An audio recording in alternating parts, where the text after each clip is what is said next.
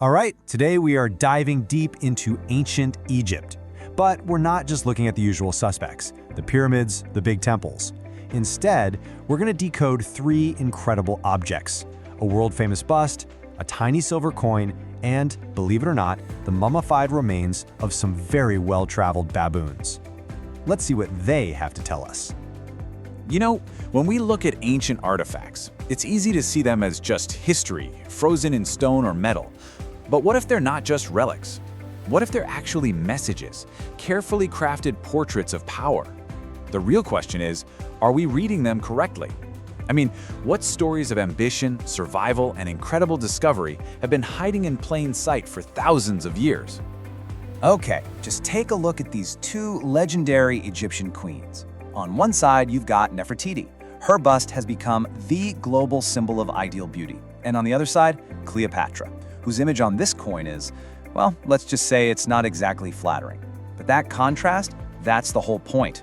Nefertiti's portrait was art. Cleopatra's, that was pure propaganda.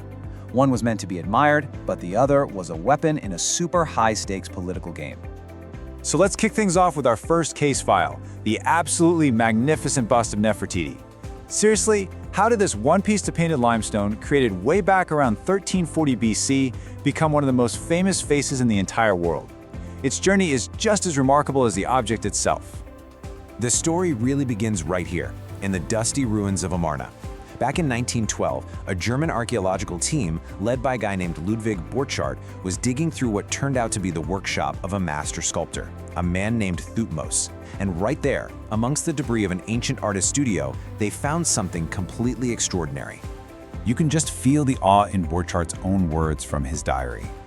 Describing is useless. See for yourself. He knew right in that moment that he was looking at an absolute masterpiece. There was no need for some long, elaborate description. The power of the object just spoke for itself. And you know, that feeling has pretty much echoed for over a century now. So you see, the crucial thing here isn't just the object itself, it's the journey it took. It went from being a royal portrait in this revolutionary time in Egypt, to a lost sculpture buried in the sand, to its rediscovery. But it was its placement in a Berlin museum in the 20th century that really blasted her image across the globe, cementing her as the face of ancient beauty, an idealized, serene, and incredibly powerful portrait. Okay, now let's jump to our second object, and you'll see how it tells a completely different kind of story. This little silver coin shows a portrait of Cleopatra that just shatters that Hollywood image we all have of her. This face wasn't about seduction, nope, this was about survival. So what exactly are we looking at here? It's called a tetradrachm. It's a silver coin, and it was issued by Mark Antony to pay his troops and his suppliers while he was allied with Cleopatra. But this was so much more than just money. Think of it like a mobile billboard, a tiny piece of political messaging that would have circulated all throughout the Eastern Mediterranean. The design of this coin is just a masterclass in political messaging. First, notice who's on the front. It's Cleopatra. In the world of coins, the front, or the obverse, that's the prime real estate. That's the most important spot. Antony? He's on the back. The writing is also key. She's Queen Cleopatra, while he gets his full Roman title.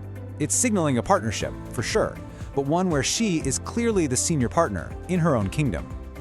So why the harsh, severe look? Well, every single feature was a calculated choice. That strong, hooked nose wasn't some unfortunate reality. It was a deliberate callback to the portraits of her powerful Macedonian ancestors, the Ptolemies. It basically screamed legitimacy. And get this, in a brilliant move, Antony's own profile was subtly changed to look more like hers, visually making him part of her family line. They literally sacrificed vanity for a powerful message of dynastic strength. Even where they put the text is a clever political statement. See, Greek tradition was to write something like "of the queen" right across the middle of the coin. Roman tradition was to write the ruler's name around the edge. This coin, it does both. It uses the Greek language for the audience in the East, but it's arranged in the Roman style. It's a visual hybrid, a symbol of the brand new Egyptian-Roman power base they were trying to build together.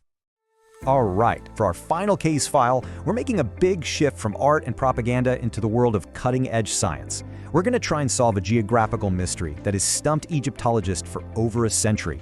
And the main clue is a mummified baboon.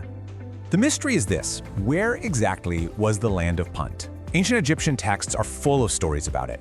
They describe it as this wondrous, exotic land, a source of all kinds of luxury goods like incense, gold, and live animals. We know they could sail there, so it had to be somewhere along the Red Sea, but its precise location has been debated for decades. And here is our star witness, the Hamadryas baboon. These animals were revered by the Egyptians, seen as an embodiment of the god Thoth, so they were a really prized import. But here's the crucial fact. They are not, and they were not, native to Egypt. They had to be brought in from somewhere else. The question is, where? This is where modern science gives us an incredible advantage. Researchers used a technique called isotopic analysis. Okay, think of it like a geographic fingerprint. There's an element called strontium, and it's found in the soil and water. It gets absorbed into your body through the food you eat, and here's the cool part. Different regions have totally unique strontium signatures. So by analyzing these isotopes in a mummy's tissues, you can actually trace where it lived. And the results from one particular New Kingdom mummy, known as EA6738, they were just stunning.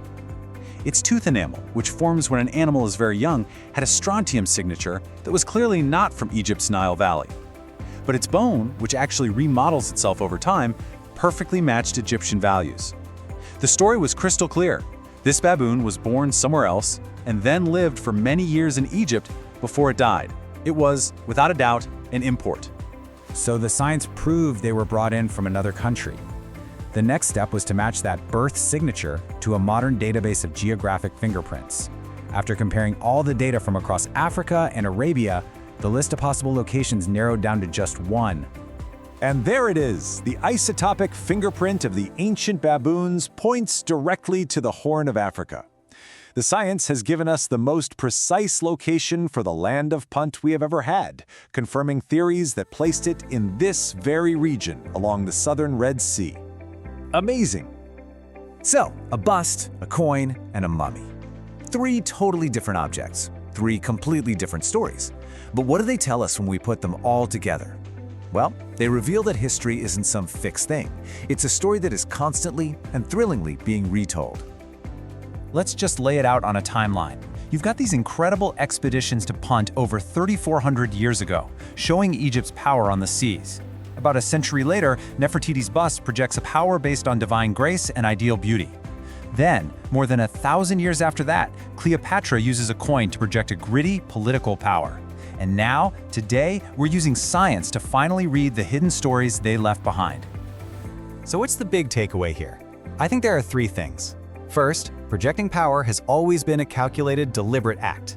Second, our understanding of the past isn't set in stone. With new tools and new questions, the story keeps changing. And finally, technology is basically our time machine, letting us ask questions of the past that the people back then could never have possibly imagined. When you really think about it, whether it's an image of perfection, a tool of propaganda, or the chemical signature in a bone, these aren't just dead objects from a forgotten time. They are living, breathing communication sent to us across thousands of years. So, we've decoded 3 incredible messages today. But it really makes you wonder, doesn't it? What other secrets are still out there, just waiting patiently in stone, in silver, and in bone, for us to finally figure out the right questions to ask?